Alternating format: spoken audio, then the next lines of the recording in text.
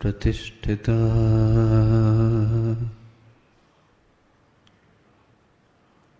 मनो में वाचि प्रतिष्ठितम्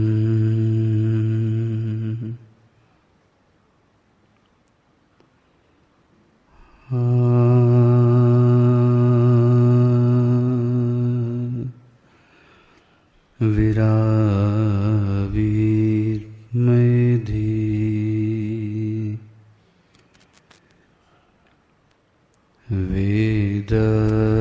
वेदस्य वाणिस्तः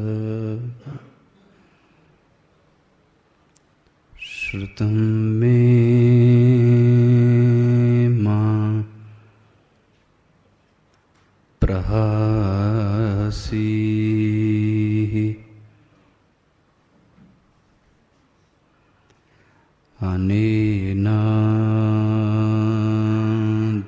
अनेनाधीतेन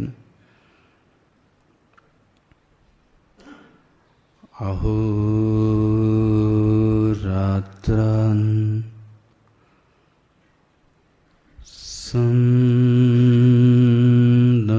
सन्दधामि ऋतं वदिष्यामि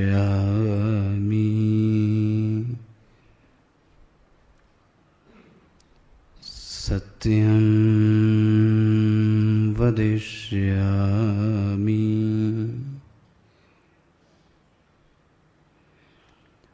तन्मामवतु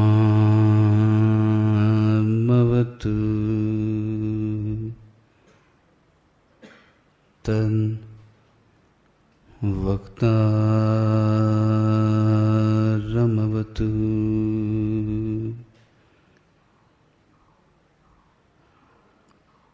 अवतु माम्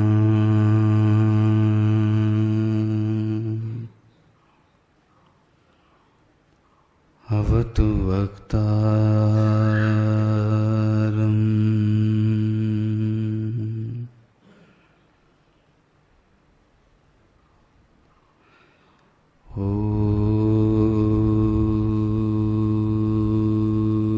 शांति शांति शांति।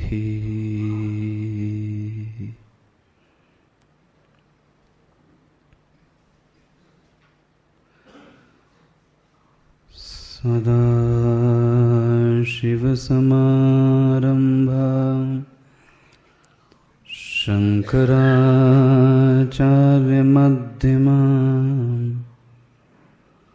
अस्मदाचार्यपर्यन्ताम्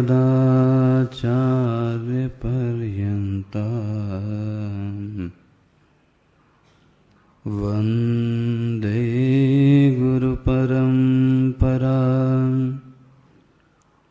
शङ्करं शङ्कराचार्यम् केशवं वादरायणम् सूत्रभाष्यकृतौ वन्दे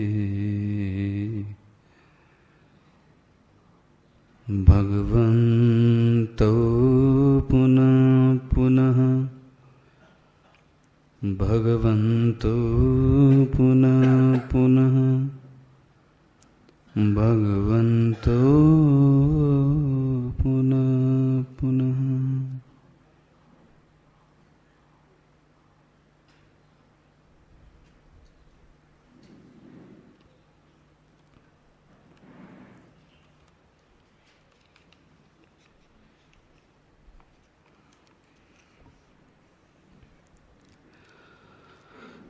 सीताराम कहो राधे श्याम कहो,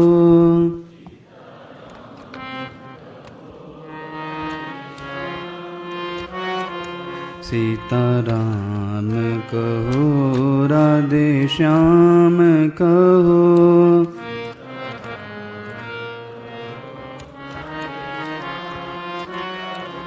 सीताराम कहो राधे श्याम कहो,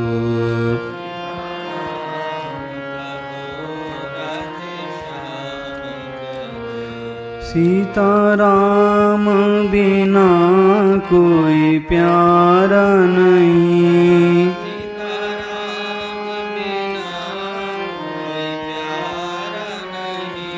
सीताराम बिना कोई प्यारा नहीं,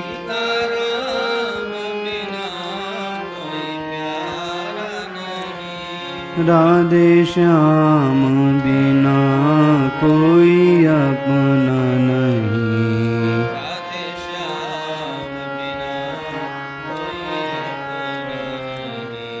राधे श्याम बिना कोई अपना नहीं,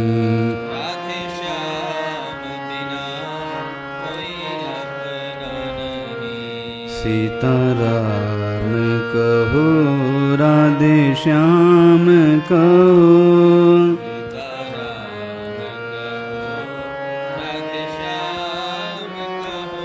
सीताराम कहो राधे श्याम कहो,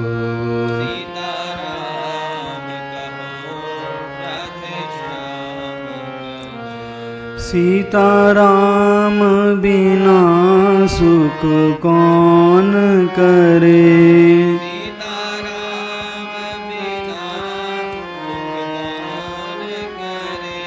सीताराम बिना सुख कौन करे,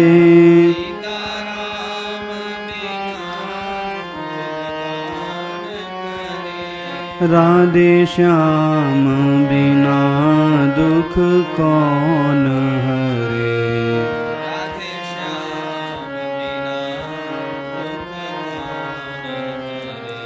राधे श्याम बिना दुख कौन हरे,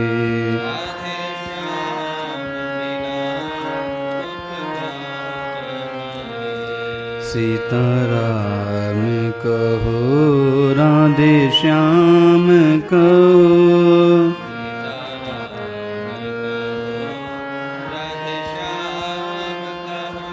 सीताराम कहो राधे श्याम कहो,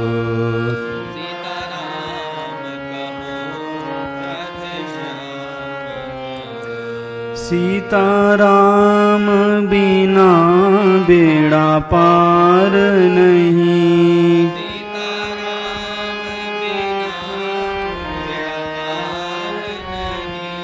सीताराम बिना बेड़ा पार नहीं।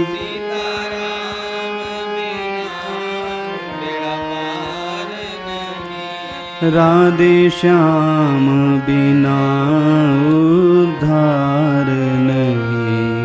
राधे श्याम बिना उद्धार नहीं।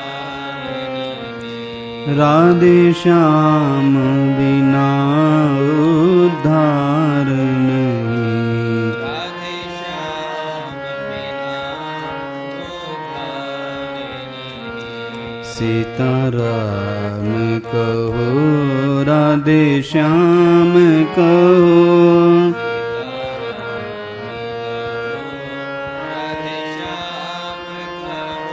सीताराम कहो राधे श्याम कहो।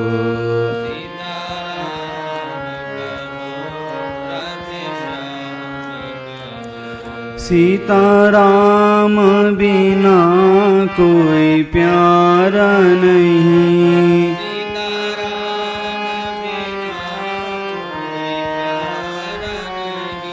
सीताराम बिना सुख कौन करे।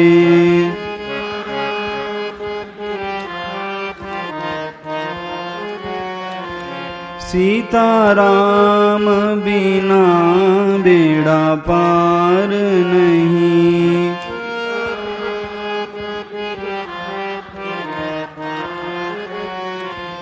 राधे श्याम बिना कोई अपना नहीं।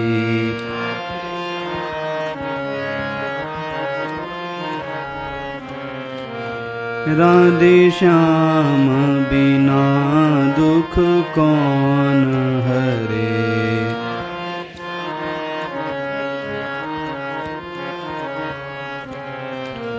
सीताराम कहो राधे श्याम कहो।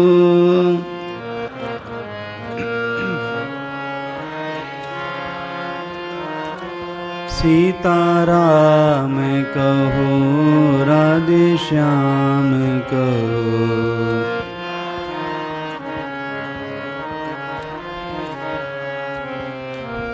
सीताराम कहो राधे श्याम कहो।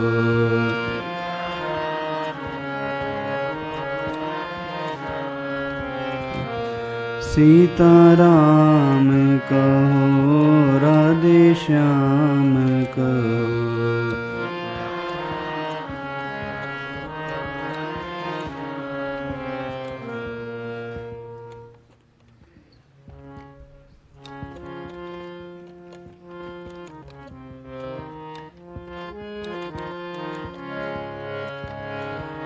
श्री रामचंद्र कृपालु भज मनो हरण भव भय दारुणम्।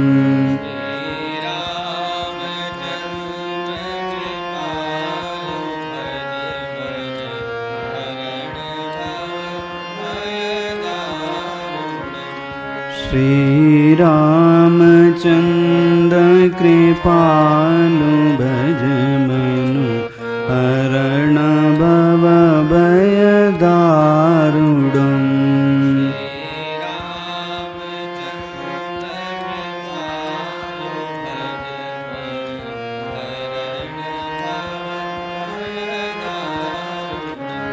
नव कंज लोचन कंज मुख कर कंज पद कंजारुणम्।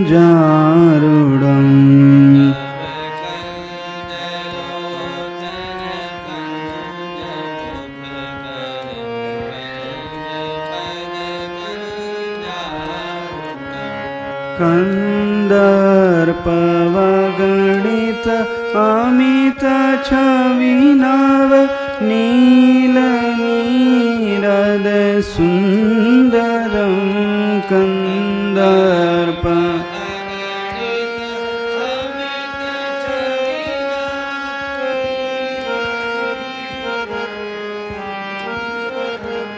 पटपीतमानं तडितरुचि शुचि नौमि जनकसुतावरम्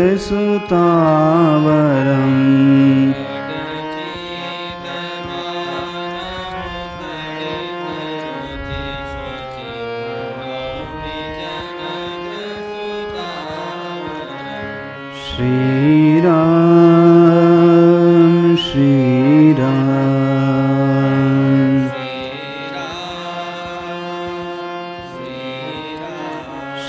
श्रीराम श्रीराम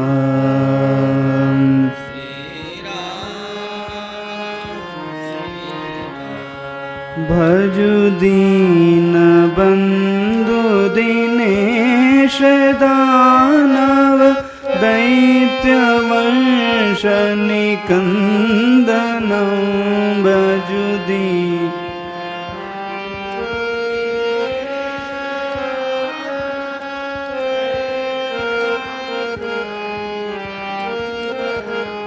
भजु दीनबन्धु दिनेश दानव दैत्यवंशनिकन्दनं भजु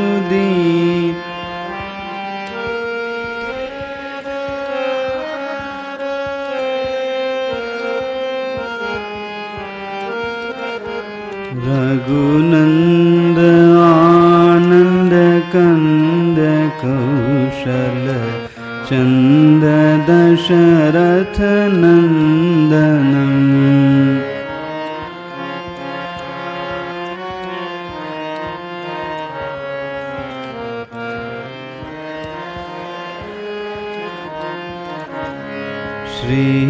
श्रीराम श्रीराम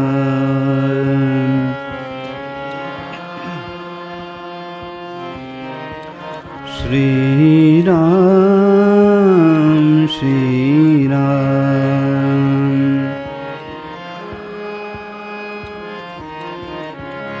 शिरमुकुट कुण्डल तिलक चारु उदारु अङ्गविभूषणं शिर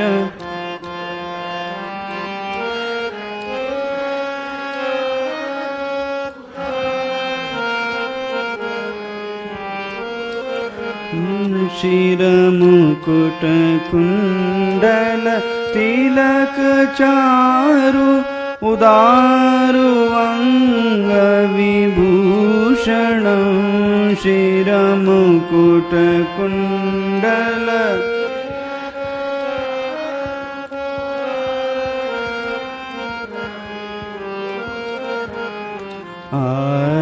आजानुभुज शरचापधर संग्रामजित करदूषणम्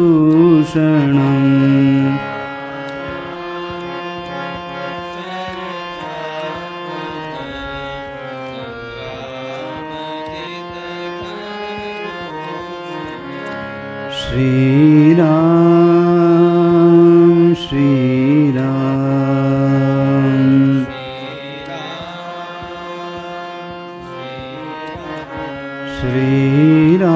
श्रीराम श्रीराम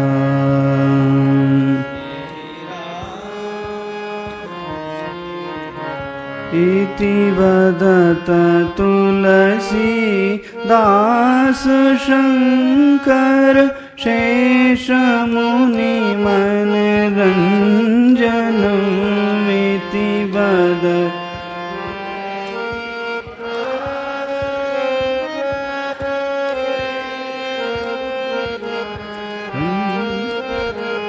इति वदत तुलसीदास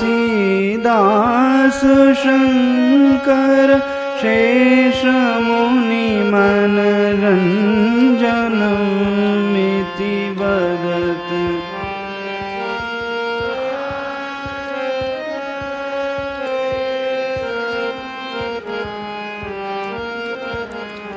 मम हृदय कञ्ज निवास कुरु कामादिखलदलगञ्जनम्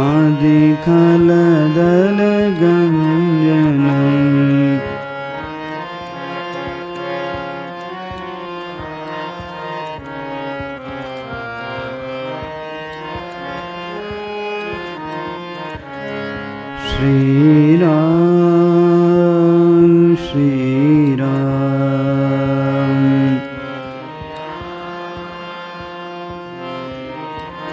श्रीराम श्रीराम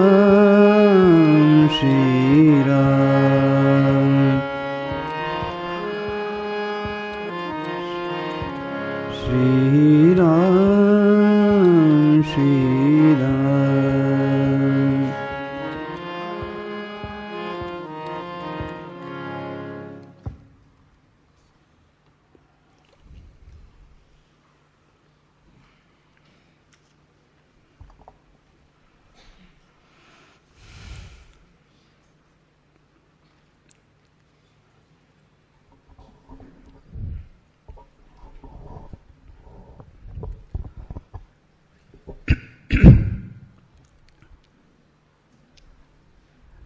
काकभूषुंड जी का जो प्रकरण है वो शायद उनका व्यक्तिगत रहा हो, लेकिन एक बात स्पष्ट समझ में आती है कि कहीं काकभूषुंड का जो चरित्र है वो हमारे और आपके बहुत करीब का चरित्र है। इस चरित्र में अभी तक जो देखने को बात मिली वो बात इतनी है कि सिर्फ काकभूषुंड जी में सिर्फ और मात्र एक गुण है, बोले वो शिव की पूजा करते हैं। लेकिन इसके अलावा जीवन में एक भी गुण नहीं है, दुर्गुणों की खान है। और ऐसे दुर्गुण की खान व्यक्ति को जब भगवान कल्याण कर सकते हैं तो हमारा और आपका क्यों नहीं। बशर्ते ये हो कि मेरे जीवन में दुर्गुण हैं तो फिर हैं, कोई वस्तु तो नहीं है कि उसको उठा के फेंक दूं मैं, और दुर्गुण जाने वाले भी एक दिन में नहीं है। लेकिन मुझे जो इसमें अच्छी बात दिखती है, कम से कम जो गुण है उसको तो बरकरार रखा जाए। भगवान की कृपा से हम सभी के जीवन में एक ना एक गुण तो होगा ही होगा। कम से कम उस एक गुण को जीवित रखा जाए। काकभूषुंड जी ने सिर्फ एक गुण को जीवित करके रखा और आज कहाँ नहीं पहुंच गए। सो आपने देखा कि अयोध्या से वो विदेश गए, हाँ जी, उज्जैन गए, और वहां भी उन्होंने एक काम नहीं छोड़ा। बोले वो काम क्या था? बोले शिव पूजा। सो मैंने कल आपसे निवेदन किया पूजा के बारे में, और इसी को बोलते हैं, कभी कभी बाद में चौपाइयों में आएगा, सेवा। उन्होंने शिव की सेवा करना कभी नहीं छोड़ा। और मेरी दृष्टि में मुझे लगता है सेवा क्या होगी? सेवा भावात्मक है कि क्रियात्मक है? हाँ जी, जो सेवा है वो क्रियात्मक है कि भावात्मक है? देखने से ऐसा लगता है कि सेवा एक क्रियात्मक चीज है। उदाहरण, मैं किसी के पैर दबा रहा हूं, मैं किसी की मदद कर रहा हूं, कोई जरूरी नहीं है कि मैं सेवा कर रहा हूं। हो सकता है मेरे मन में कपट हो, मैं चापलूस हूं, मैं लालची हूं, लेकिन मैंने कपट का, लालच का जरिया जो चुना वो क्या चुना? इसलिए कहीं चिंतन करने पर यह भी प्रकट होता है कि सेवा एक भाव का नाम है, और भाव ये है कि मैं उससे जुड़ा हुआ हूं, बस। अब इस भाव की अभिव्यक्ति के लिए जो भी क्रिया की जाए, फिर से रिपीट करता हूं, इस प्रेम के भाव की अभिव्यक्ति के लिए अब जो भी क्रिया की जाए वो सब की सब क्रिया सेवा है। लेकिन सब क्रिया किया जाए, लेकिन यदि मन में भाव न हो तो। एक छोटा सा बढ़िया उदाहरण, आपको पता है हम सब यहां से थोड़ी दूर पे वैष्णवी माता अमरनाथ जाते हैं, और आपको पता है उसकी चढ़ाई करना आसान नहीं है, और हम साथ में अपना सामान भी लेकर जाते हैं। सामान नहीं उठा पाए तो हमने क्या किया?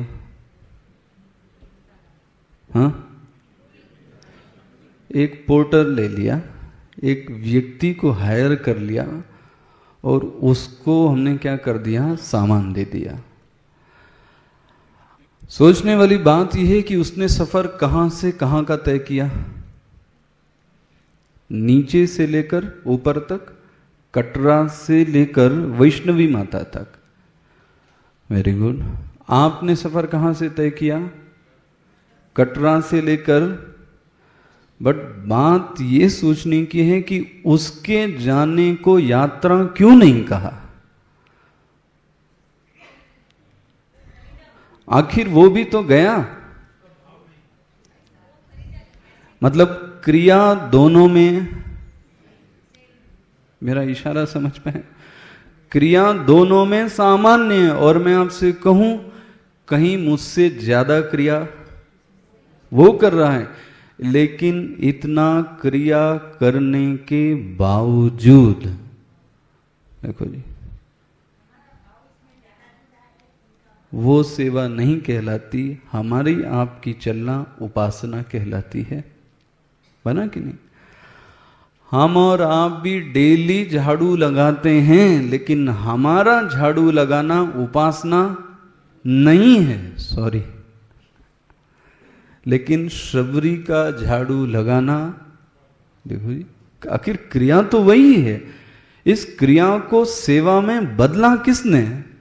बोले एक भाव है कि ये क्रिया मैं अपने लिए नहीं, मैं भगवान के लिए कर रहा हूं, बस। और आपसे निवेदन करूं, ये भाव का आवेश काकभूषुंडी जी के मन में है, क्योंकि वो व्यक्ति सिर्फ अयोध्या में ही नहीं, उज्जैन में भी आकर वो निरंतर शिव की पूजा करता है, शिव की उपासना से जुड़ा हुआ है।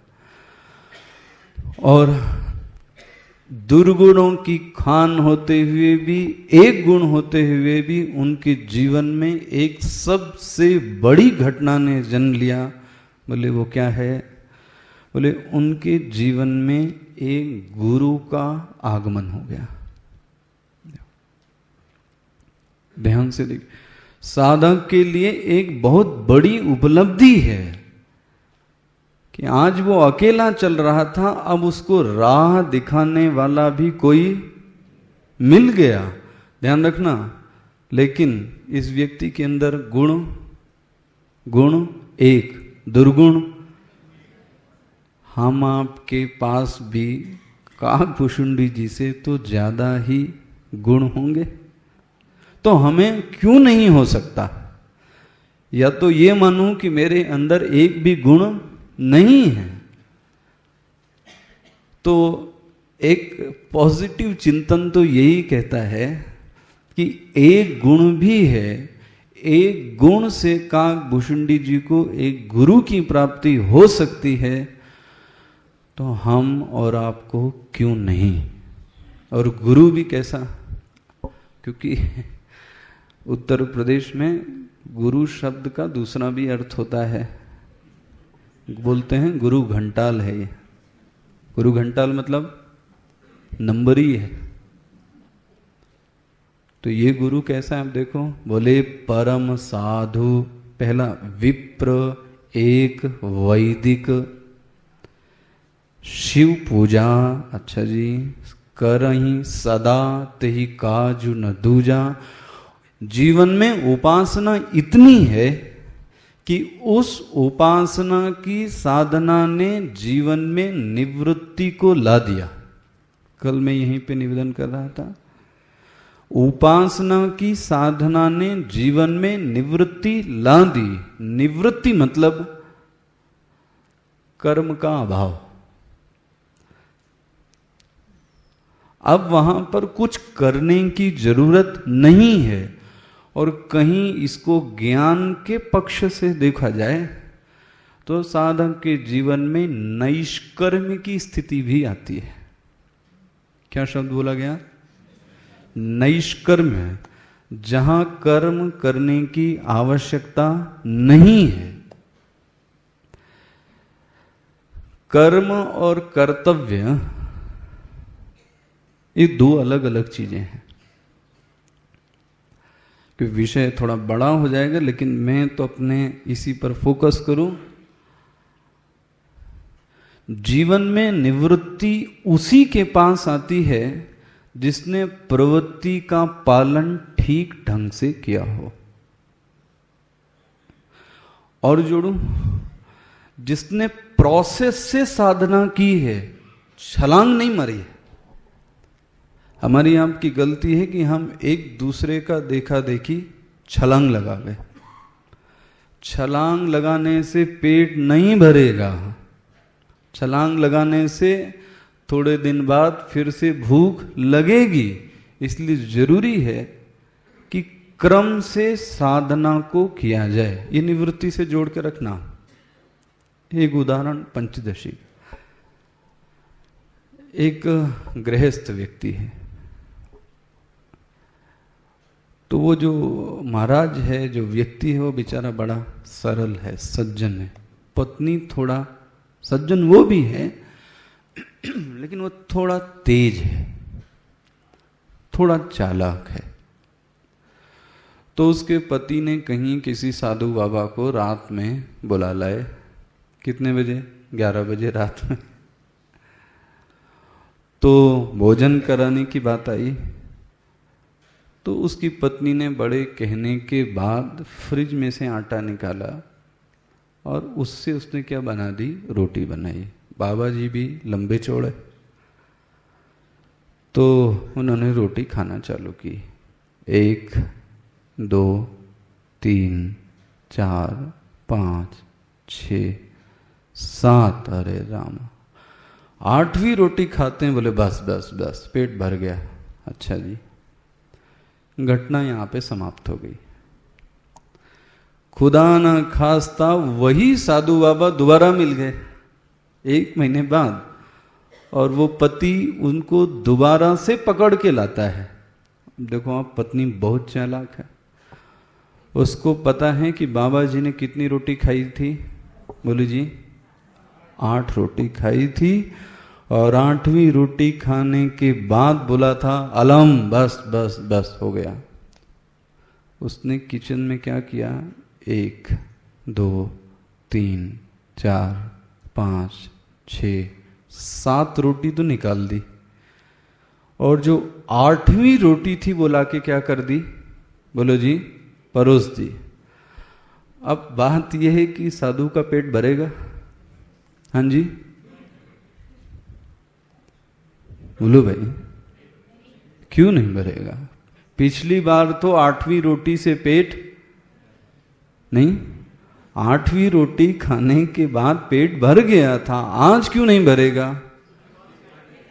बोले वो पहली, दूसरी, तीसरी नहीं खाई, बस यही निवृत्ति में है। जब तक पूर्व की साधना नहीं की गई तब तक पश्चात की साधना ठहर नहीं सकती। इसलिए रमण महर्षि ने लिख दिया, पूजनम जपः चिंतनम क्रमात्। हम और आप साधक यहीं गड़बड़ कर जाते हैं। क्रम से साधना होनी चाहिए। एक एरोप्लेन भी उड़ता है तो पहले रनवे पे क्या करता है? दौड़ता है, और दौड़ते दौड़ते दौड़ते धीरे से उसने क्या लगा दी? उड़ गया। आप बोलो एकदम से उड़ जाए, बोले नहीं, रनवे पे दौड़ेगा, दौड़ने के बाद फिर लेगा उड़ान। साधना में निवृत्ति तभी आती है जब पूर्व की साधनाएं की गई हों।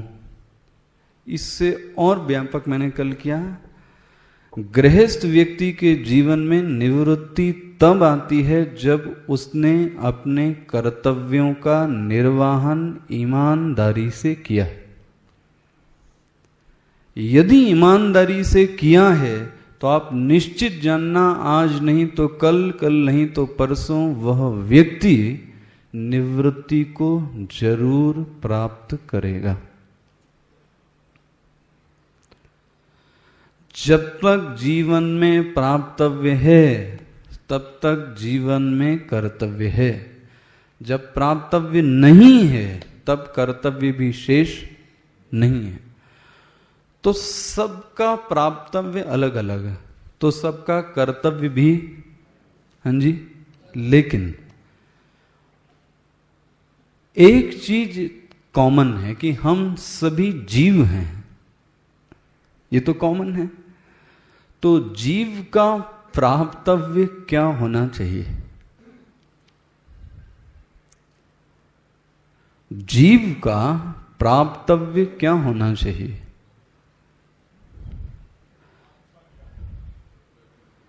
मैं तो 2 क्लास तो आप चली रही, इसको भक्ति की भाषा में बोलता हूं। मुझे ईश्वर की प्राप्ति हो जाए।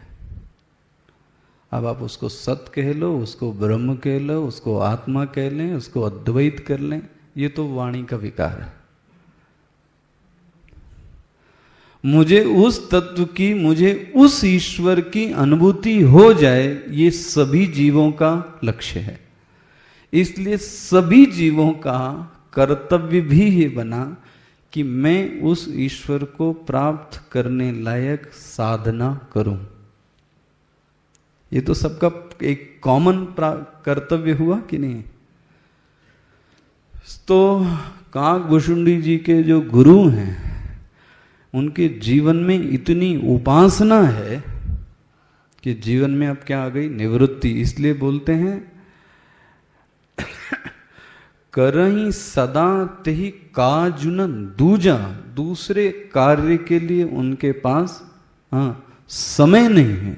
अच्छा जी, परम साधु, देखो जी, मतलब एक व्यक्ति के व्यक्तित्व में क्या क्या हो सकता है? मुझे लगता है एक है भाव सौंदर्य, एक है आचरण का सौंदर्य, एक है बुद्धि का सौंदर्य, एक है व्यवहार का सौंदर्य। इनमें क्या क्या है? पहली बात वैदिक, देखो जी, दूसरी बात उपासक, तीसरी बात स्वभाव कैसा है? साधु, वो भी बुद्धि के स्तर पर परमार्थ को जानने वाले हैं, उसको बोलते हैं कंप्लीट पर्सनैलिटी। कंप्लीट पर्सनैलिटी, भाव बहुत बढ़िया, आचरण बहुत बढ़िया, बुद्धि बहुत बढ़िया, स्वभाव बहुत बढ़िया। हम आप किसको कंप्लीट मैन कहेंगे?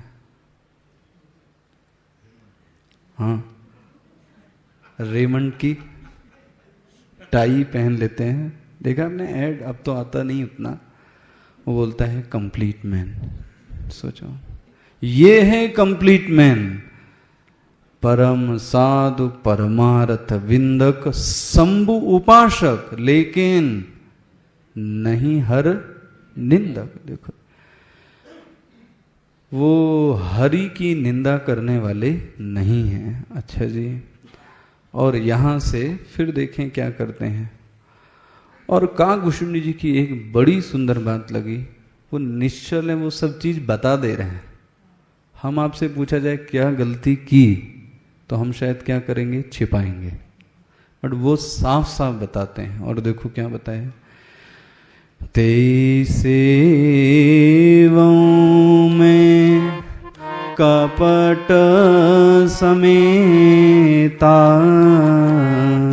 तेई सेवों में कपट समेता द्विज दयाल अति नीति निकेता द्विज दयाल अति नीति निकेता बाहिर नम्र देखी मोहि साई विप्र पढ़ाव पुत्र की नाई विप्र पढ़ाव पुत्र की नाई।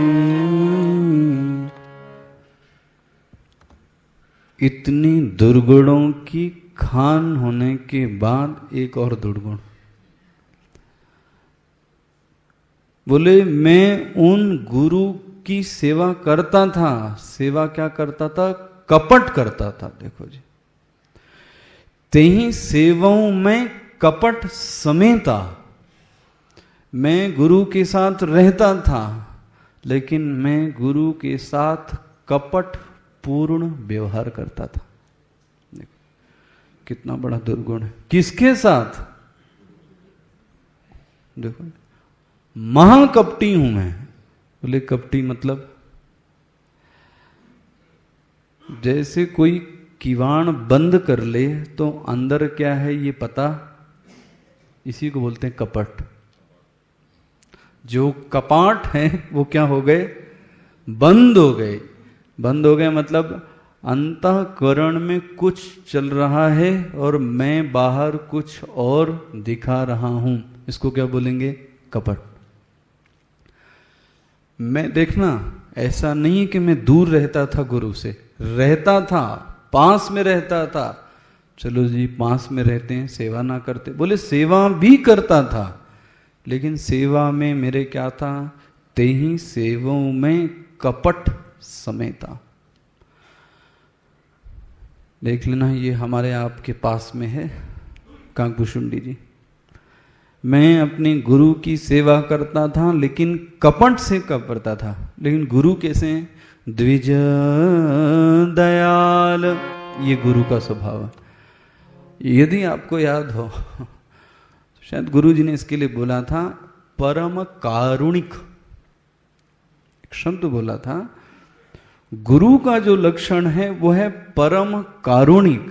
कारुणिक की व्याख्या करते हुए यदि आपको याद हो तो दया दूसरी चीज है, लेकिन करुणा दूसरी चीज है। गुरु का लक्षण करुणा का है। देखो यहां भी ये द्विज दयाल, बहुत ही दयालु स्वभाव के हैं गुरु। उनको पता है कि ये मेरे साथ क्या करता है। देखो क्योंकि बोले कैसे पता है? बोले अति नीति निकेता, नीति को जानने वाले हैं। कौन? गुरु। तो जो नीति को जानने वाला होगा, क्या वो इतना भी नहीं जानेगा कि मेरे पास वाला मेरे से क्या करता है? कपट करता है। वो गुरु का बड़प्पन है कि वो कुछ नहीं बोलता, वो गुरु का बड़प्पन है। लेकिन शिष्य महाराज समझते हैं कि मैं गुरु महाराज को उनको कुछ नहीं पता। काकभूषुंडी जी भी यही कर रहे हैं। मैं कपट से सेवा करता हूं, लेकिन खुद बताते हैं जो मेरे गुरु हैं, बोले द्विज दयाल, बहुत दयालु स्वभाव के हैं। दयालु ही नहीं, बड़े नीति निकेता, नीति को जानने वाले हैं। और मैं क्या करता हूं? बाहिज नम्र, बाहर से मुझको क्या देखते हैं? वो नम्र, क्योंकि मैं दिखाता ही नम्रता हूं। बाहिज नम्र देखी मोहि साई विप्र पढ़ाव पुत्र की नाई। मैं बाहर से इतना शांत रहता हूं, गंभीर रहता हूं, लेकिन मेरे गुरु इस कपट को जानने के बाद भी मेरे साथ जो व्यवहार करते हैं वो कैसे पता है? पुत्र की नाई। देखो जी, ये गुरु है। आपने कभी सुना होगा ये, शायद गुरु जी का ये प्रवचन, शिष्य की उपलब्धि ये है कि वो गुरु के वात्सल्य भाव की प्राप्ति कर ले। मैं फिर से रिपीट करता हूं, शिष्य का बड़प्पन तब है, शिष्य सफल तब है जब वह गुरु से वात्सल्य भाव की क्या कर ले, वो शिष्य ही नहीं बना रहे, वो पुत्र की तरीके से बन जाए।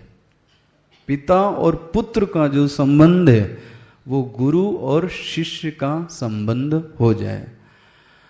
इसमें जरूरत पड़ती है शिष्य को कि शिष्य अपने ऐसे कुछ क्रियाकलाप करे, ऐसा आचरण करे, ऐसा व्यवहार करे कि वो गुरु के वात्सल्य भाव को क्या कर ले, जीत ले। काक भुषुंडी जी कहते हैं, मुझे तो वो वात्सल्य भाव से ही क्या करते थे, पढ़ाते थे। ऐसा नहीं कि कहीं से बाहर से आ गया है, कुछ भी इसको पढ़ा कर क्या करो, निपटा दो। बोले नहीं, पढ़ाओ। ये भी नहीं कि पास में रखते थे बस। बोले पास में रखने के बाद मुझे क्या करते थे, पढ़ाते थे। पढ़ाते भी कैसे थे, पुत्र की नहीं। जैसे एक पिता पुत्र को पढ़ाता है, वैसे वो मुझे पढ़ाते हैं। तो ये हम और आप शिष्य संवर्ग का कर्तव्य है कि मैं गुरु के वात्सल्य भाव को क्या कर लूं, जीत लूं। और ये वात्सल्य भाव तभी जीत सकता है जब उसका आचरण व्यवहार जैसा गुरु ने बताया है वैसा उसके जीवन में दिखे। आइए सफर आगे चालू होता है। और देखो जी, इसके ऊपर कृपा। इतने दुर्गुण होने के बाद अब गुरु की प्राप्ति हुई, और अब गुरु ही नहीं, देखो जी एक और प्राप्ति हो गई गुरु के बाद। शंभु मंत्र मोहि द्विज बर दीन्हा, शंभु मंत्र मोहि द्विज बर दीन्हा, शुभ उपदेश विविध विध कीना, शंभु मंत्र। अब गुरु ही नहीं, जीवन में गुरु आ जाए, और गुरु जब तक आपको मंत्र ना दे तो गुरु के लक्षण आप में घटते नहीं है। काक भुषुंडी जी दुर्गुणों से युक्त होने के बाद भी उनके जीवन में गुरु का प्रवेश होता है, और आज गुरु ने उनको क्या दे दिया, शंभु मंत्र मोहि द्विज वर दीना। लो आज उसकी दीक्षा हो गई, शिक्षा और दीक्षा। लो जी दीक्षा भी दे दी, और मंत्र किसका दिया, बोलो शंभु, क्योंकि ये उपासक किसका है, शंभु का। तो आप देखो, आप एक शिष्य को जीवन में और क्या चाहिए, एक गुरु की आवश्यकता है, वो भी हो गया। गुरु ऐसे हों जो मेरी गलती को माफ कर दें, वो भी हो गया। गुरु ऐसे हों जो परमार्थ को जानने वाले हैं, वो भी हो गया। गुरु ने आज मुझे मंत्र भी दे दिया, अब बचा क्या। देखो ये सब किसकी बदौलत मिला है, शंभु उपासक। एक शिव की उपासना का फल ये है कि आज उसको गुरु नहीं, शिक्षा ही नहीं, दीक्षा की भी प्राप्ति हो गई। और उसके बाद दीक्षा के बाद गुरु उसको उपदेश देते हैं, शुभ उपदेश। और एक ही उपदेश नहीं दिया, विविध विधि की ना, उसको बहुत प्रकार से समझाया। किसको, काकभूषुंडी जी को। और मैंने क्या किया, मैंने ऐसा नहीं कि मंत्र को नहीं जपा, मैंने भी क्या किया, जपऊं मंत्र शिव मंदिर जाई, जपऊं मंत्र शिव मंदिर जाई, हृदय दम्ब अहमिति अधिकाई। फिर से एक दुर्गुण लग गया पीछे। मंत्र तो जपता था, और कहां जपता था? देखो चौपाई अपना खुद खोल देती है। जपऊं मंत्र शिव मंदिर जाए। मैं इसका मतलब इनकी दिनचर्या में एक और भी गुण था कि ये मंदिर, बोलो जी, जाते थे। जाते ही नहीं थे, वहां पर जाकर शिव का क्या करते थे? लेकिन गड़बड़ मसाला ये है, हृदय दंभ, बस हृदय में तो दंभ भरा था। दंभ, दंभ मतलब प्रदर्शन, प्रदर्शन। और ये एक बहुत बड़ी सच्चाई है। साधक को जरा सी कोई साधना यदि समझ में आ जाए तो आपको पता है वो साधना का क्या करने लगता है? प्रदर्शन। इससे बचना चाहिए। इसलिए ये कहा गया है, साधक को कहा गया कि वो दो चीजें एकांत में करे साधक के लिए। एक बोला गया साधना, वो सबके सामने करने की जरूरत नहीं है। दूसरा हाँ, भोजन। भोजन भी साधक को सबके सामने करने की आवश्यकता नहीं। चुपचाप जाके क्या करे? अकेले में खाकर आए। साधना भी कहाँ करे? चुपचाप जाके अकेले में करे। लेकिन काक भुषुंडी जी कहते हैं यही नहीं, मैं अपने को अहम इति, कौन सा क्लेश हो गया? अस्मिता। अहम के साथ किसी विशेषण का संलग्न हो जाना। मैं अब इतने बड़े गुरु का क्या हूं? चेला हूं। लो जी, मेरे पास गुरु का मंत्र है। लो जी। और आपसे क्या बोलूं, 80% जो जगत में अभी लोग भी हैं, जो चेले चपाटे भी हैं, आपको पता है उसको किसी से गुरु या कोई तत्व से प्रेम, बोलो जी, एकदम नहीं है। वो ये जरूर चाहते हैं कि गुरु के कारण मेरा भी थोड़ा प्रदर्शन हो जाए। और इससे साधक को बचना चाहिए। जितना हो सके वो छिपा के रखे, जितना हो सके वो छिपा के रखे। लेकिन साधक की एक बड़ी भूल है कि वो साधना को सबके सामने क्या करना चाहता है? दिखाना चाहता है। और आपको पता है, हम लोग भी जब जप करते हैं, ऐसे तो ऐसे करेगा व्यक्ति ना, लेकिन यदि कोई कमरे में आ रहा हो तो देखा व्यक्ति तन के एकदम, और फिर जोर से चिल्लाता है ओम नमः शिवाय, ओम नमः शिवाय। अभी पहले क्या हो रहा था? जब कोई अतिथि हमारे आपके घर में आ जाता है तो पूजा करने वाला और पूजा करता है, जप करने वाला और जप करता है, क्योंकि वो मेरी इस क्रिया को देखे और मुझे क्या करे? थोड़े शब्द बोले कि आप तो बड़ी साधना करते हैं, आप तो बहुत ही जप करते हैं। ये नहीं होना चाहिए जीवन में। उसको कुछ पता ही नहीं लगे कि आपने साधना कर ली। इसलिए कहा जाता है साधना ब्रह्म मुहूर्त में करनी चाहिए, किसी को पता ही नहीं लगे। अब साधना के नाम पर आप 4 बजे घंटा हिलाने लगे तो फिर नेचुरली दूसरा आपको रोकेगा। ऐसी साधना की जाए कि पास वाले को पता भी ना चले कि आपने साधना कर ली। लेकिन साधना करने से एक बात बचना चाहिए कि कहीं मुझ में दिखावे की वृत्ति तो नहीं आ रही। ये साधक को ही आएगी, अज्ञानी क्या दिखाएगा? ये वही दिखाएगा जिसको थोड़ा बहुत आया हो। काक भुषुंडी जी कहते हैं मैंने भी क्या किया? ये दिखावा चालू किया। और अहम इति, मैं साधक हूं, मैं अपने गुरु का क्या हूं? शिष्य हूं। और उसके बाद मैं खल मल संकुल मति नीच, देखो जी कितना अच्छा विशेषण दिया। मैं खल, देखो जी, मल संकुल मति नीच, जाति बस मोह। बोले मैं जाति में तो नीचे था, बुद्धि भी नीचे थी, कोई साधना तो थी नहीं, और होता क्या था, हरिजन द्विज देखें जरऊं। ओ ये देखो जी, ये उपासक है।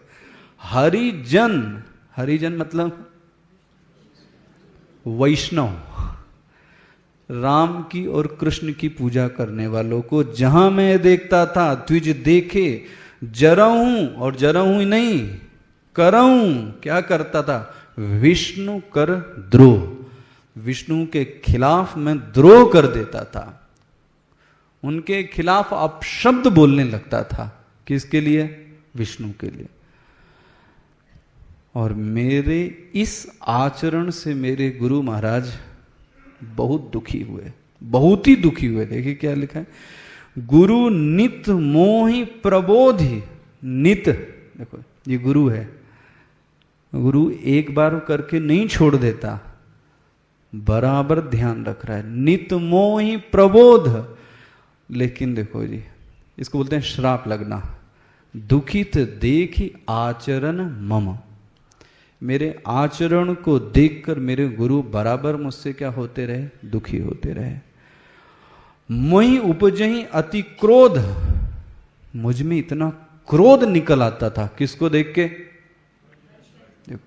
बोले कैसे, बोले दंभई नीति की भावई। जो व्यक्ति बड़ा अहंकारी है, अगर उसको उपदेश दिया जाए तो उसको आप पता है, उसको बोले जले पे नमक छिड़क देना, अंदर से जल जाता है व्यक्ति। कि दंभी व्यक्ति को नीति पढ़ाना अच्छा, बोले मेरी हालत वही थी, मैं था दंभी, मेरे गुरु मुझको क्या करते थे, पढ़ाते थे।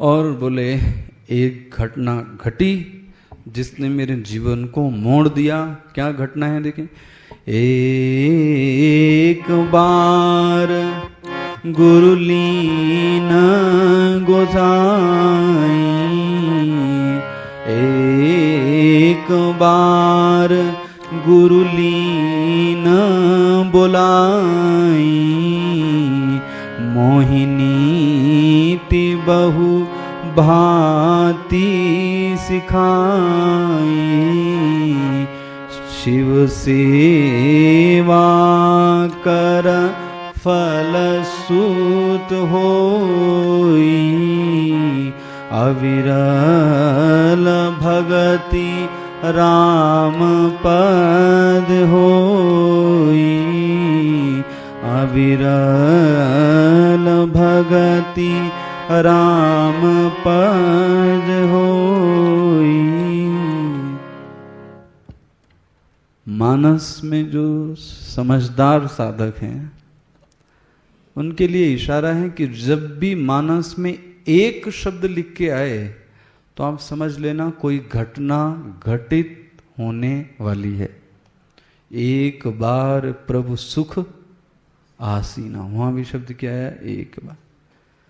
जहां भी एक बार मानस में आए तो आप समझना कि वहां कोई न कोई घटना घटने वाली है। आज क्या हुआ, एक बार गुरु लीन बुलाई, गुरु जी ने मुझे किसी से कहकर क्या किया, बुलवाया। और क्या किया, मोहि नीति बहु भांति सिखाई, मुझे नीति सिखाई। नीति मतलब क्या, हाँ बोलेगा, आचार संहिता। अरे बाबा रे बाबा, मैं तो अपने संस्कृत से बोलता हूं। दोहा नंबर 105 के बाद है जो मैं पढ़ा रहा हूं, उत्तरकांड। नीति का अर्थ है नयनात नीति, जो आगे की ओर ले जाए उसको क्या बोलते हैं, बोलो जी, नीति। बोले अर्थ नीति, अर्थ नीति मतलब जो धन को आगे बढ़ाने वाले सूत्र हैं, ऐसी विद्या है, उसको क्या बोलेंगे? अर्थनीति, राजनीति। देखो जी, ये एक विद्या का नाम है। हमको क्या लगता है? जो कपटी है, ड्युअलिटी जिसमें भरी हुई है, उसको हम क्या बोलते हैं? ये तो राजनीति। जबकि राजनीति एक विषय है। तो नीति मतलब आगे ले जाने वाली चीजें हैं।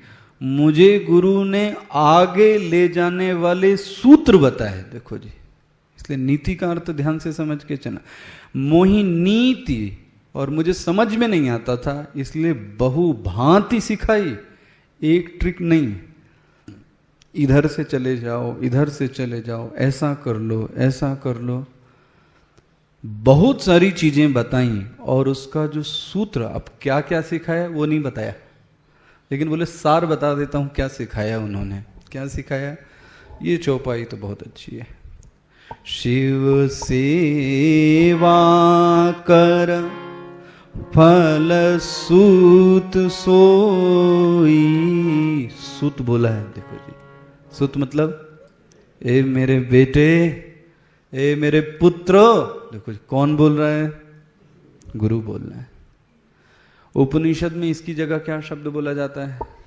सौम्य। सौम्य मतलब जिसका व्यक्तित्व सौम्य है, सरल है, छल नहीं है, उसको बोलते हैं सौम्य। मानस में क्या उठाते हैं तुलसीदास जी? बोले सुत। क्या बोले? बोले बेटा, किसको बोला? काकभूषुंडी जी को। क्या बोला?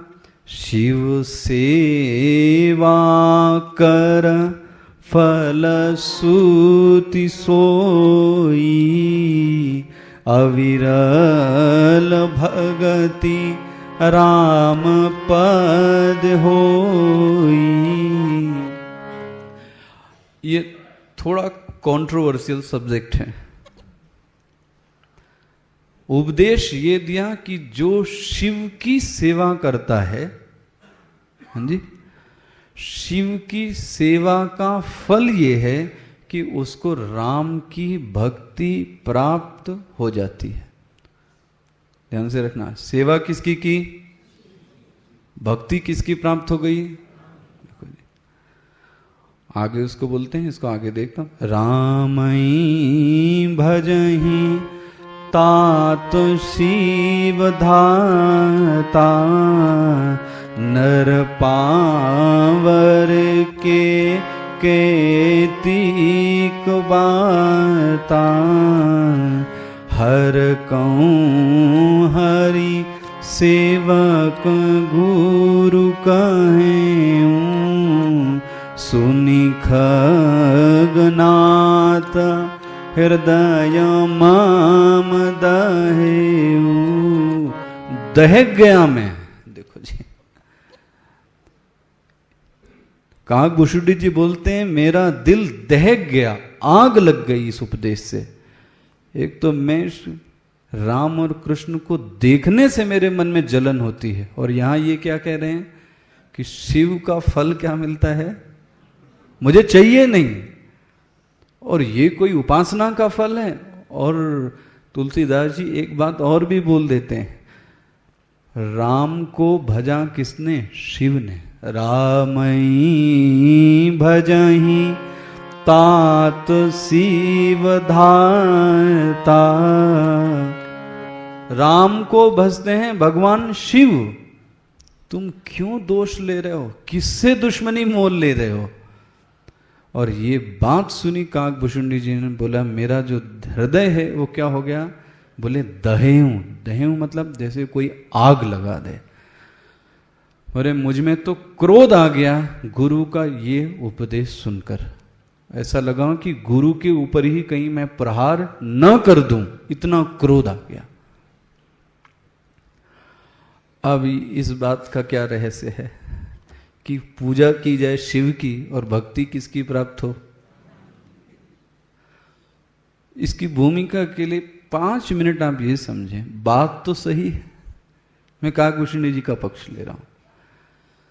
उपासना कहते ही उसको है कि अपने उपास्य के प्रति निष्ठा हो। उपास्य के प्रति निष्ठा हो और मेरा उपास्य एक ही होना चाहिए। दिन पर दिन मैं उपास अपने भगवान को बदलूंगा, आज राम तो आज कृष्ण, परसों शिव, फिर दुर्गा, फिर काली, तो ये कोई उपासना हुई? तो उपासना तो एक ही होती है। और मुझे शिव प्यारे हैं तो मुझे राम के पास क्यों भेजा जा रहा है? मुझे राम के पास जाना ही होता तो फिर मैं राम की भक्ति करता, लेकिन मुझे जाना ही नहीं है। और यहां बोलते हैं कि शिव की भक्ति की तो राम की प्राप्ति होती है। अब ऐसा एक इंटरप्रिटेशन दिया गया, हालांकि वो सत्य नहीं है। बोला ये गया कि तुलसी जी तो वैष्णव थे, तुलसीदास जी, तो उनका झुकाव किसकी ओर था? तो उन्होंने बोल दिया ये बात, लेकिन ऐसा नहीं है। इसको थोड़ा सा समझें। जो ब्रह्मा हैं उनको माना गया कि वो सृष्टि का क्या करते हैं? सृजन करते हैं। जो विष्णु हैं वो क्या करते हैं? पालन करते हैं। और जो शिव हैं वो क्या करते हैं? यही तो है ना, यही है नहीं? ब्रह्मा विष्णु महेश बोला गया। अब जरा अध्यात्म की भाषा में, जो ब्रह्मा हैं वो सत हैं, सत, ठीक है। जो शिव हैं वो क्या है? जी, चित, चित। अब आप अपने एक मेवा द्वितीयम पर आइए। जो ब्रह्मा है वो सत हैं। शिव जी का आज तक गुरु के अलावा कौन सा अवतार हुआ? कोई है अवतार? जब भी शिव जी आए हैं तो क्या बने हैं? गुरु बने हैं। और शिव जी गुरुओं के भी क्या माने गए? अब सदा शिव समारंभाम, गुरुओं के भी जो गुरु हैं वो कौन है? शिव।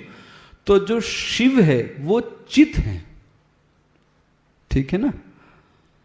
और आनंद, हाँ बोले वो राम है, वो विष्णु है। राम और विष्णु एक।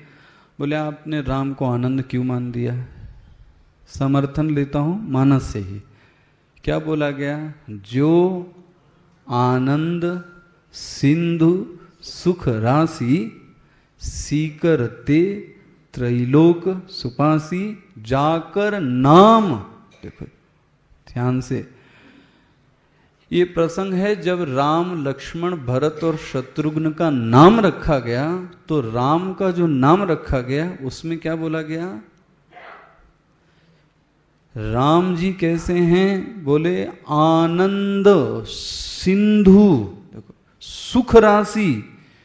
भगवान जो राम है वो आनंद के समुद्र हैं, सुख के समुद्र हैं। सीकरते, एक कण ही हम लोगों को मिल रहा है जिससे हम लोग क्या हैं? तृप्त हैं। वो किसके कारण? बोले उस राम के कारण। तो राम कौन सा तत्व हुआ? बोलो जी। ब्रह्मा जी सत, विष्णु जी या राम जी आनंद, शिव जी हुआ ना। हो कौन गया? सत चित, ठीक है। जो सत है वही, बोलो जी, चित है। जो चित है वही, चित मतलब ज्ञान। आपने पहले भी चौपाई पढ़ी, शुद्ध सत्व समता विज्ञाना। ज्ञान का फल ही ये है कि जीवन में आनंद की प्राप्ति होती है। जहां अज्ञान है वहां व्यक्ति दुखी है, जो ज्ञानी है वो व्यक्ति सुखी है। तो अब बताओ, चित्त और आनंद में कुछ अंतर रह गया? जो चित्त है वही आनंद है, जो आनंद है वही बात एक ही है। मेरे ख्याल से बात स्पष्ट हो गई होगी। ब्रह्मा जी सत हैं, शिव जी चित्त हैं, राम जी आनंद है। चित्त मतलब ज्ञान, जहां ज्ञान है वहां आनंद है। तो स्वभाव से ही अगर कोई शिव का उपासक है तो उसके जीवन में आनंद तो आएगा ही आएगा। और आनंद मतलब राम, तो राम की उत्पत्ति तो होगी ही होगी। अरे योगी लोग जिसमें रमते हैं उसी को क्या बोलते हैं? रमन्ते योगिना यस्मिन, वो राम है। और काकभूषण जी के गुरु जी बताते हैं राम ही भजहीं, राम को ही भजते हैं। शिव जी भी राम को ही भजते हैं। जासु चरण अज शिव अनुरागी, तासु द्रोह दुख चासी अभागी। देखो जी, शिव जी के तुम उपासक हो, शिव जी राम जी की भक्ति करते हैं, तुमको डर नहीं लगता? अभागी तासु द्रोह, तुम राम से द्रोह कर रहे हो, शिव भी तुमको माफ नहीं कर सकते। काकभूषण जी अपने को सुधारो। लेकिन काकभूषण जी के मन में क्या हुआ? हर कौं हरि शब्द को जरा ध्यान से देखना। एक जगह हर आया और दूसरी जगह एक ही जैसा मत पढ़ना।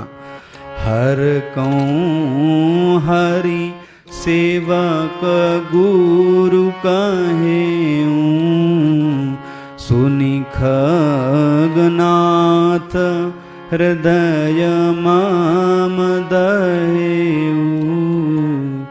हर कौं हरि सेवक, हर मतलब शिव जी, शिव जी को सेवक बताते हो आप किसका? हरि का। सुन के बोले मेरे मन में तो आग लग गई, ये कैसा गुरु है ये मेरे शिव जी को सेवक बनाता है। लेकिन काकभूषण जी स्वीकार करते हैं, बोले उसका कारण है, ये मुझे क्यों नहीं समझ में आया। बोले क्यों? अधम जाति में विद्या पाए, भयहूँ जथा अहि दूध पिलाए। बोले जैसे कोई पात्र ना हो, पात्र ना हो मतलब विद्या का अधिकारी न हो, और आप उसको क्या दे दो, वो विद्या दे दी जाए, तो उस विद्या का क्या करेगा? दुरुपयोग करेगा। मतलब आपको स्टेन गन, आपको बंदूक चलाना सिखा दी जाए और आप उसके पात्र, तो मैं छोटी छोटी सी लड़ाई में ही क्या कर दूंगा फिर, क्योंकि मैं उसका पात्र नहीं हूं।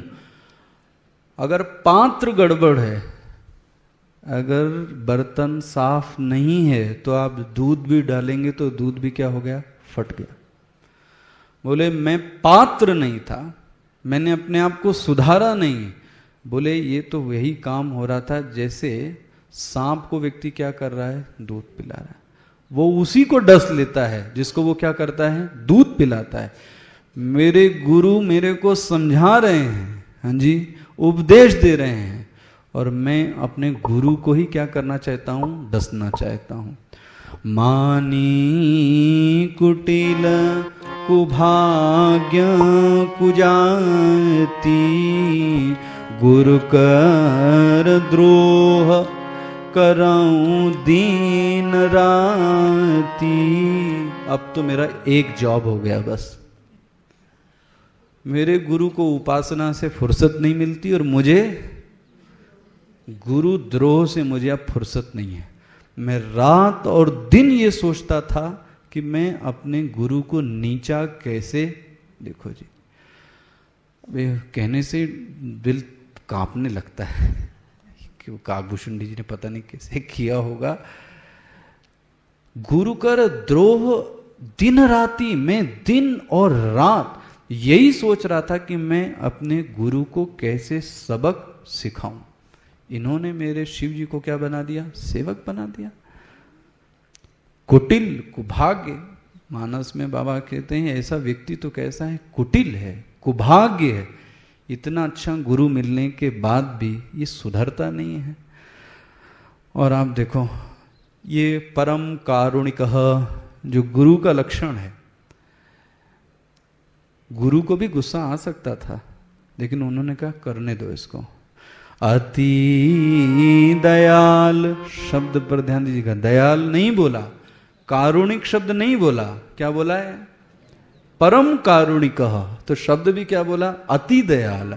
अति दयाल गुरु स्वल्प न क्रोधा, पुनि पुनि मोहि सिखाव सुबोधा।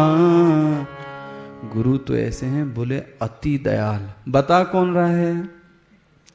काकभूषुंडी जी बोले महाराज खगेश मेरे गुरु बड़े दयालु व्यक्ति थे, इतना कहने के बाद भी उन्होंने मेरे ऊपर कभी भी गुस्सा नहीं किया। मतलब मुझको जैसे पुत्र की तरीके से पढ़ाते थे, अभी भी वो क्या कर रहे हैं?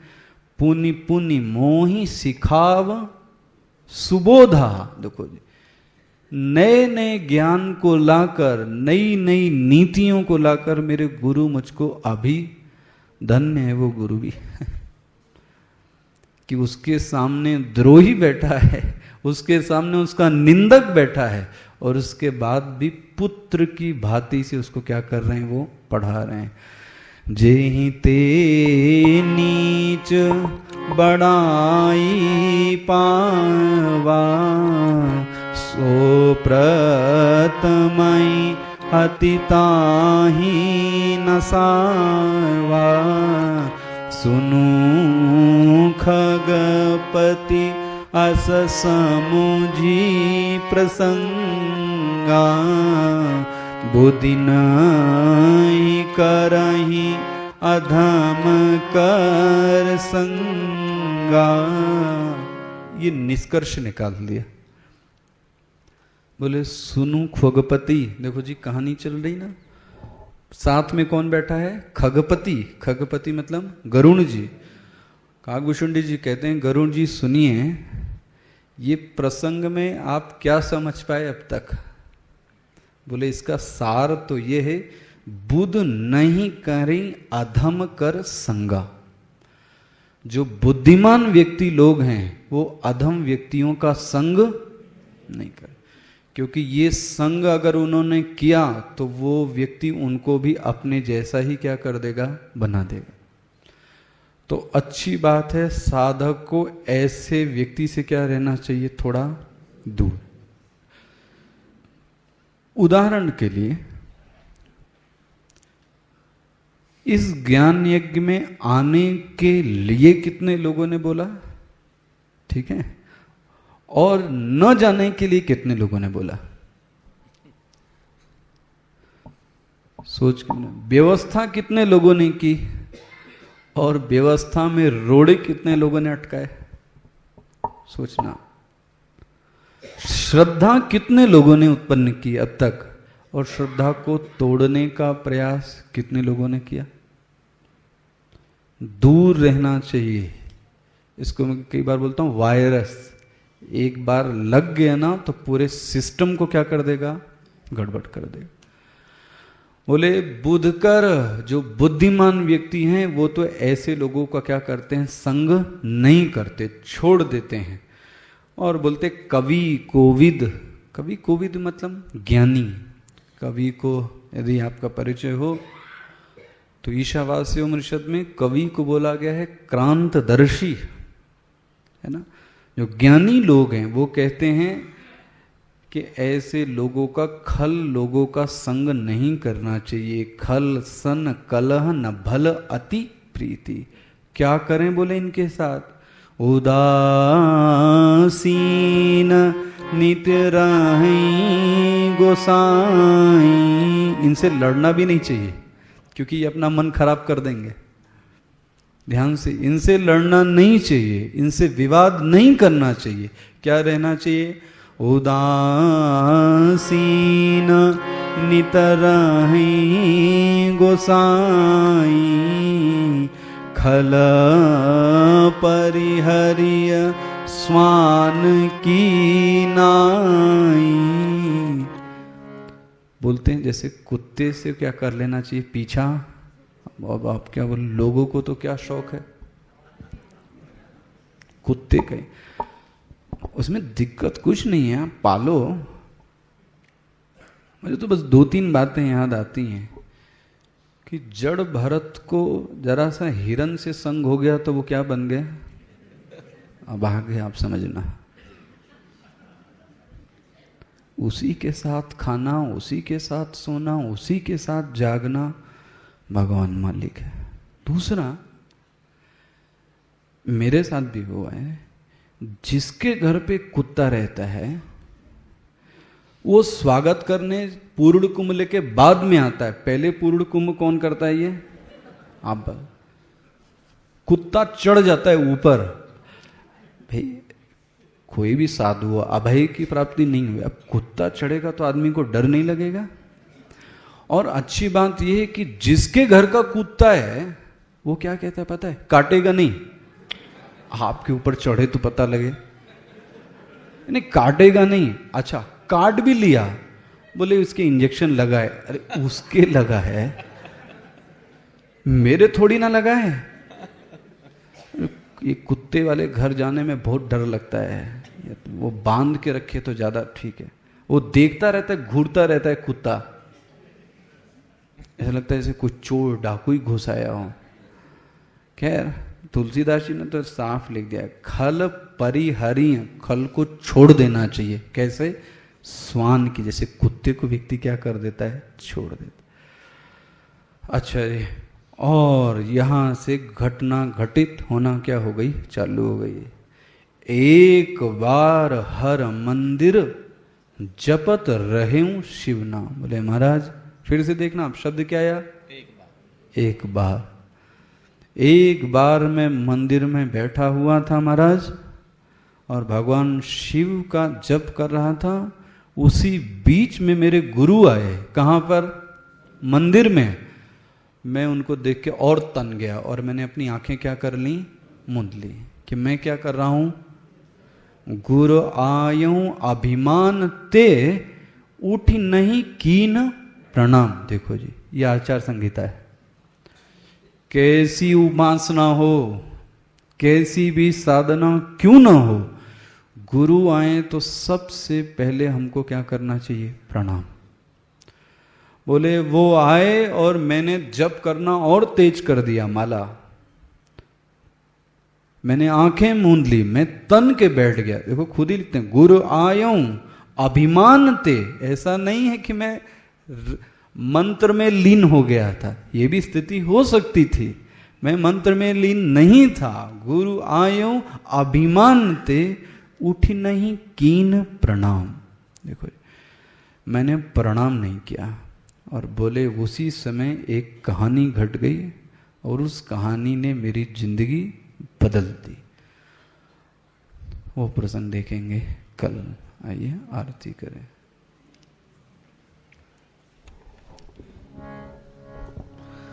हरे राम राम राम सीता राम राम राम राम सीता राम राम राम। हरे राम राम राम सीता राम राम राम। सीता राम राम राम। हरे राम राम राम सीता राम राम राम। हरे राम सीता राम राम राम। हरे राम राम राम सीता राम राम राम।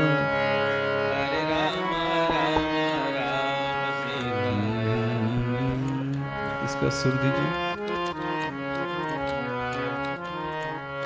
आरती श्री रामायण जी की, कीरत कलित ललित सिय पी की। आरती श्री रामायण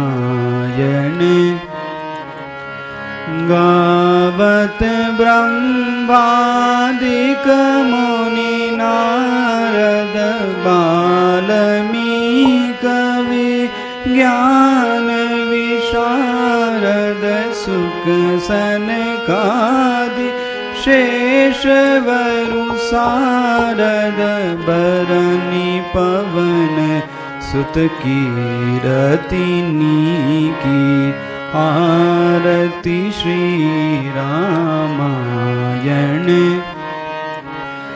गावत वेद पुराण अष्टदश छहो शास्त्र सब ग्रंथन को रस मुनि जन धन संतन को सर बस सारवंश सम्मत सबई की आरती श्री रामायण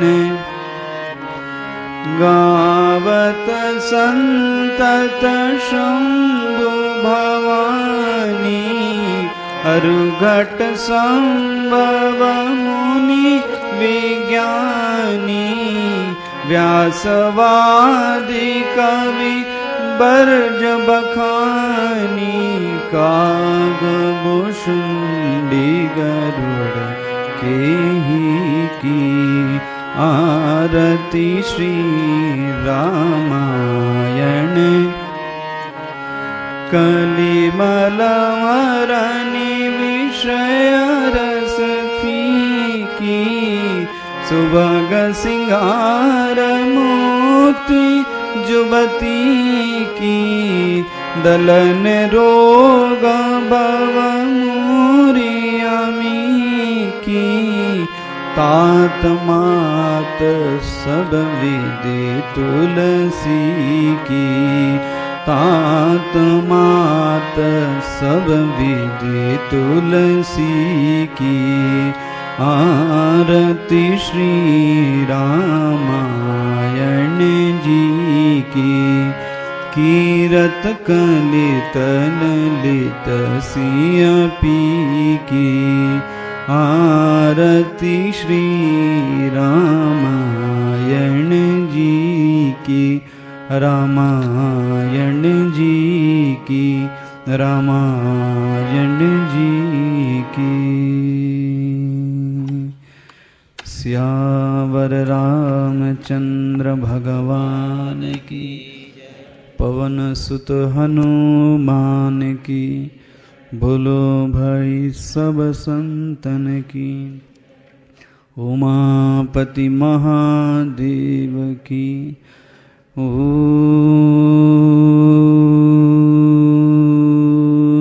नमः पार्वती पतये हर हर महादेव। ओम पूर्णमद पूर्णमिदं पूर्णात् पूर्णमुदच्यते पूर्णस्य पूर्णमादाय पूर्णमेवावशिष्यते। ओम शांति शांति शांति। हरि ओम। श्री गुरुभ्यो नमः। हरि ओम।